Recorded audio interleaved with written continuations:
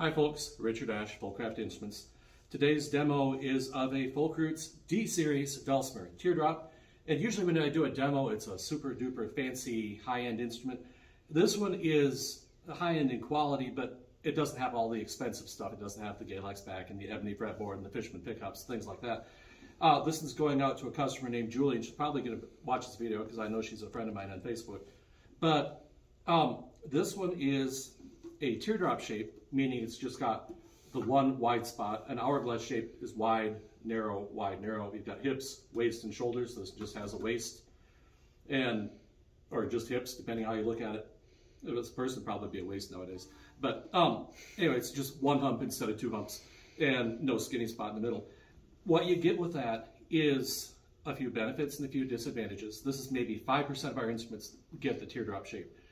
Disadvantage for me is that the instrument tends to wobble a little bit. On my left knee, it's pretty skinny out here, only 1.5 inches or so wide, and it moves a little bit. And as you play, if you're not a real light player in the left hand, it can move around. A strap will help, and I didn't put a strap on this one for the demo. But that's the one disadvantage to a teardrop. Okay, the other disadvantage would be it tends to be a little bit bass heavy. It's not real balanced between high notes and low notes. It tends to be a little bit more boomy on the bottom end, which for some things is a wonderful thing. For general play, for me, it's not my choice. I tend to control my bass with my angle of strum rather than with the shape of the instrument. And so I prefer the hourglass, but the big benefit to a teardrop for our design of instruments, it tends to be a little bit louder than an hourglass. You've got more volume, more amplitude. And that's a good thing when you're playing in a jam. A lot of times when a teacher will call and say, hey, I need a dulcimer for teaching this class or for leading this jam, what's the loudest one you have? We'll start with the teardrop shape and then customize based on woods and some of the other options. The teardrop does tend to be a little bit louder than the hourglass. Not dramatically, but enough that you definitely noticed it, especially if you're an experienced player. Anyway, this is an African mahogany. It's not the South American mahogany. This is the mahogany from continent of Africa. And a Sitka Spruce top. So you got Africa and Alaska, kind of opposites weather-wise, I suppose. DAD tuning. This is set up with 3 strings.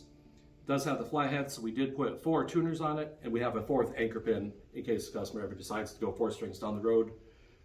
Other than making a new nut and bridge, the instrument is already set up for it. And this, of course, has the compass sound holes, which I think are really cool.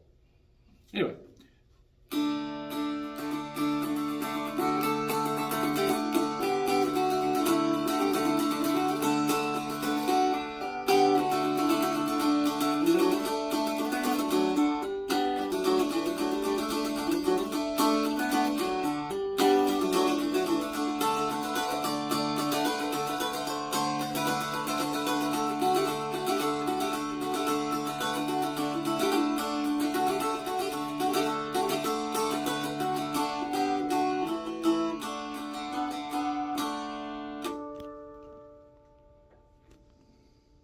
Anyway, teardrop, African mahogany, Sitka spruce, and 25-inch scale. Kind of a cool instrument. Hope the customer enjoys it. Thanks for watching.